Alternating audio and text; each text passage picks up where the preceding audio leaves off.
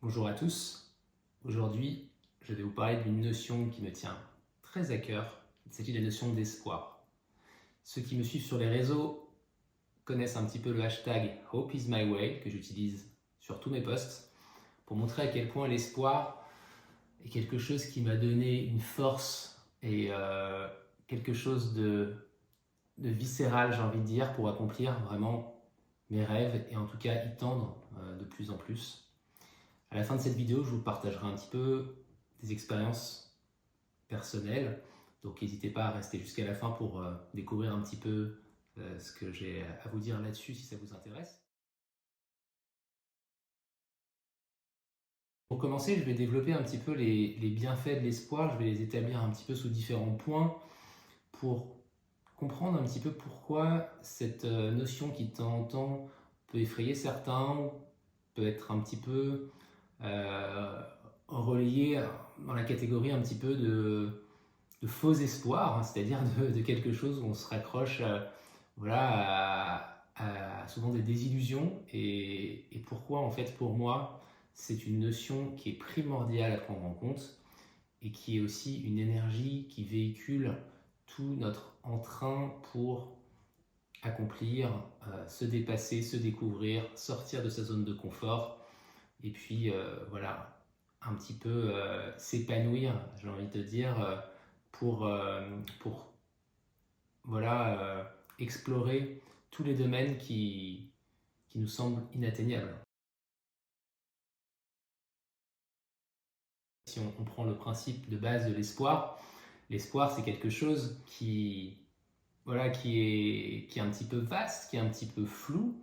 On peut mettre beaucoup de choses derrière, mais si on y réfléchit bien, l'espoir, c'est en fait une véritable énergie de vie et dans laquelle on peut raccrocher beaucoup de choses. Bon, je vais les énumérer maintenant pour être un petit peu plus clair dans ces propos qui sont un peu vastes. Donc, l'espoir, pour moi, c'est un moteur. Pour commencer, c'est-à-dire que lorsque je sens que je ne vais pas être capable de faire quelque chose, que je peux douter, être un petit peu dans la procrastination, mais aussi dans un petit peu la tristesse, le manque de confiance en moi, la fatigue, qu'on n'a pas envie en fait, hein, qu'on sent qu'on est accablé un petit peu et que tout va un petit peu à l'encontre de ce qu'on voudrait qu'il soit. Eh bien, j'ai cette tendance à vraiment savoir que l'espoir, c'est quelque chose qui va permettre de changer son mode de pensée et qui va switcher l'énergie pour pouvoir se dépasser et mieux vivre ces moments compliqués pour revenir sur quelque chose de positif. Alors de temps en temps, on va revenir dans des états qu'on connaît, mais on va aussi pouvoir aller vers des choses qui nous semblent vraiment inatteignables, inaccessibles. Et ça, c'est vraiment quelque chose qui fait partie de l'espoir. Donc, pour moi, l'espoir, c'est un petit peu une façon de se relier aux énergies qui sont les énergies supérieures, les énergies divines, ces anges gardiens un petit peu, c'est-à-dire prendre cet espoir comme quelque chose qui va nous protéger, qui va nous guider. Alors, ça ne veut pas dire effectivement que tout va se faire tout seul, mais ça veut dire qu'à partir du moment où j'enclenche un effort pour aller vers moi, je me connecte à cet espoir d'arriver à ce que je souhaite accomplir. Et puis, parfois, il se trouve que ça fonctionne. Et c'est là où on va avoir les cognitions qui vont rentrer en compte, c'est-à-dire qu'on va avoir des systèmes de pensée qui vont s'aligner un petit peu dans notre cerveau. Et le cerveau va comprendre qu'effectivement, en agissant de telle ou telle manière, on va pouvoir avoir des résultats parfois ou assez souvent positifs. Alors il y a certains sujets qui peuvent être beaucoup plus complexes, qui nécessitent beaucoup plus d'espoir, mais il n'empêche que ce sont en fait que des finalités au final. Ce qui compte, c'est la première marche, la deuxième, la troisième, et si on veut arriver à la 10e marche, l'important c'est pas de voir la dernière marche tout le temps, mais de viser la suivante. Et ça, c'est vraiment quelque chose qui est difficile à accepter, puisqu'on est, en tant que souvent humain, on a tendance à être impatient, on veut les choses tout de suite, de plus en plus vite. Et c'est là où l'espoir, en fait, vraiment rentre en compte, c'est-à-dire que le fait d'avoir cette joie intérieure, d'accepter le moment tel qu'il est, mais aussi de garder en ligne de mire inconsciente, plus ou moins consciente, l'espoir que ce dont on rêve puisse s'accomplir, on aligne les planètes progressivement. Donc pour moi, l'espoir, c'est aller vers le lâcher-prise, c'est aller vers l'acceptation, et c'est aussi une façon d'accroître son facteur chance. Donc, en mettant ses pensées, son énergie dans la bonne direction, c'est-à-dire celle de son épanouissement personnel, on va pouvoir aller atteindre un premier objectif, un deuxième, un troisième. On va rater, peut-être le troisième aura été compliqué, on aura échoué une fois ou deux fois. Et finalement, avec cette notion d'espoir, on va pouvoir continuer, avancer et aller de plus en plus loin et se découvrir des forces insoupçonnées et tout le potentiel qui se cache en nous.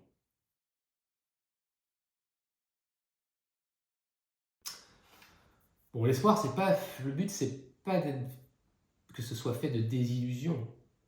L'espoir, c'est quelque chose qui doit rester là, mais qu'on ne doit pas considérer comme étant une attente. C'est-à-dire, on doit tendre vers ce pourquoi on souhaite aller, mais il faut rester aussi humble, c'est-à-dire se dire, si ça ne veut pas se passer comme ça à l'instant T, c'est que c'est pas encore le moment pour moi.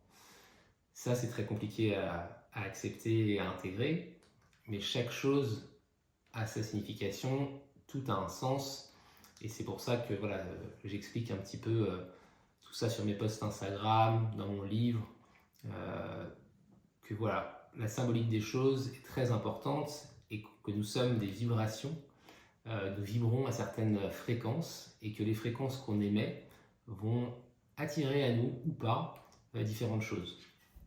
Donc pour moi, l'espoir, c'est vraiment vibrer haut, et puis c'est aussi une vibration qu'on va envoyer vers l'univers. C'est-à-dire que on est dans un état de réceptivité, comme la partie de l'aimant qui va attirer à soi quelque chose. Bon, eh bien, cette partie à soi de l'aimant qui attire quelque chose, elle est prête à ce que la polarité inverse, quand elle se présentera, puisse venir se coller et former un tout. Si je ne suis pas ouvert à ce qui m'entoure, aux énergies positives, et que je me focalise sur quelque chose qui est un cercle vicieux, c'est-à-dire rester dans des boucles, des schémas négatifs, rester dans une espèce d'excuse de vouloir essayer d'aller vers ses objectifs, alors dans ces cas-là, on peut pas atteindre tout ça. Je vais vous donner un petit peu mon expérience personnelle, pour ne pas faire une vidéo trop longue sur le sujet, mais il se trouve que pendant cette année, c'est vrai que j'ai fait de l'agoraphobie de façon assez importante. Pour moi, c'était très compliqué d'être en voiture, même en tant que passager. Souvent, j'étais allongé à l'arrière de la voiture.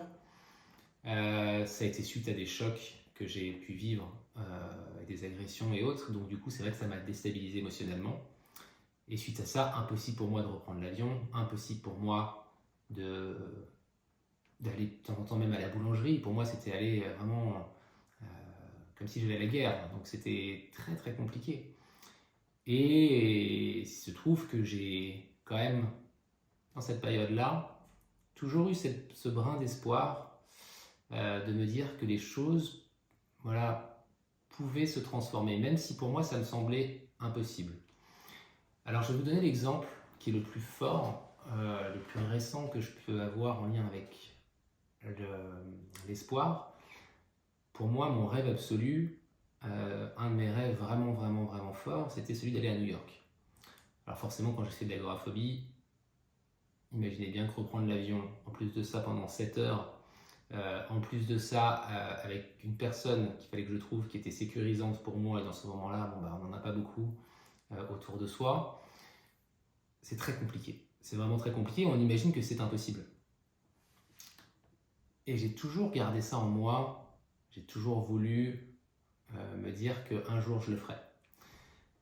Alors, forcément, je ne l'ai pas fait du jour au lendemain. Je ne suis pas parti à New York pour le premier vol que j'ai pu reprendre en avion, puisque je suis sorti de l'agoraphobie en suivant un programme, en travaillant énormément sur moi, en sortant beaucoup de ma zone de confort et en mettant en place des choses, surtout en comprenant progressivement que ma vulnérabilité n'était pas une faiblesse.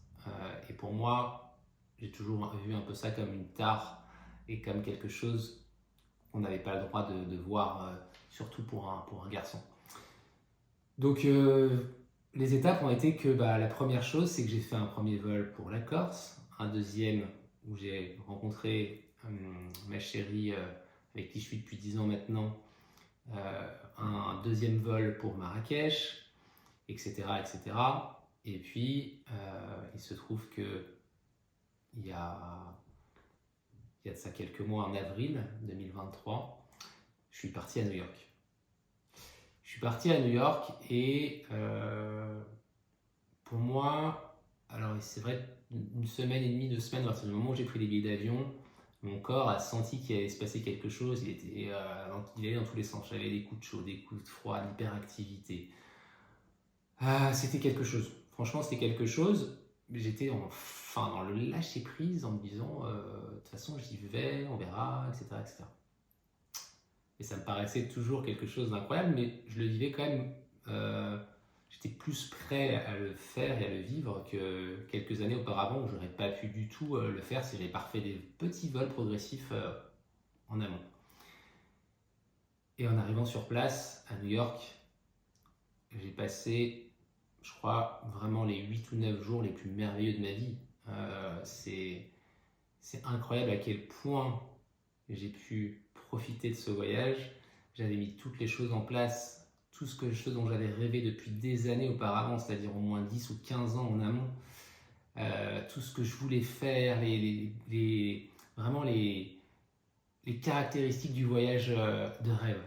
Et je l'ai fait avec la femme que j'aime. Vraiment, tout était fantastique. Alors, le retour a été un petit peu compliqué, bien sûr, mais rétrospectivement, quand on regarde les choses, je me dis que j'ai bien fait d'écouter mon instinct et aussi de faire tous ces efforts qui permettent de se dépasser, de se connaître surtout et de se découvrir et puis effectivement de comprendre le langage du corps. J'ai toujours eu un film que j'ai regardé, alors c'est vraiment mon film préféré, que j'ai regardé peut-être, je sais pas, 50, 60, 70 fois peut-être. C'est Les Évadés. Ceux qui connaissent, je pense que savent de quoi je parle, et puis les autres, je vous le recommande vivement. Un film avec Morgan Freeman notamment, qui est fantastique, et je vous le recommande en version française d'ailleurs, parce qu'il est vraiment top pour le coup. Et il est tellement sur la notion d'espoir, sur la notion d'injustice et de sentiment d'avoir un petit peu, vous savez, le poids du monde sur les épaules et de sentir que malgré tout, quelque chose de positif pour nous va se passer par la suite. C'est un peu comme si on acceptait de se prendre des coups et puis au final de plus sentir la douleur, mais de se focaliser sur comment je vais me relever et comment je vais avancer et comment je vais montrer aussi à moi-même mais aux autres à quel point la résilience et puis le travail sur soi peut payer. Voilà, donc c'était un peu ma notion que je voulais vous partager avec vous aujourd'hui. C'est un peu long, c'est un peu lent, mais c'est vraiment fort. Je sais qu'il y a plein de gens qui souffrent, il y a plein de gens qui ont besoin à l'heure actuelle, notamment avec tout ce qui se passe, de se raccrocher à des valeurs, de se raccrocher à des choses profondes, d'avoir ce sentiment d'appartenir à quelque chose qui a du sens. Et l'espoir, pour moi, c'est vraiment ce qu'il y a de vraiment meilleur sur Terre. C'est une énergie qui vraiment peut vous accompagner, peut vous amener très très loin.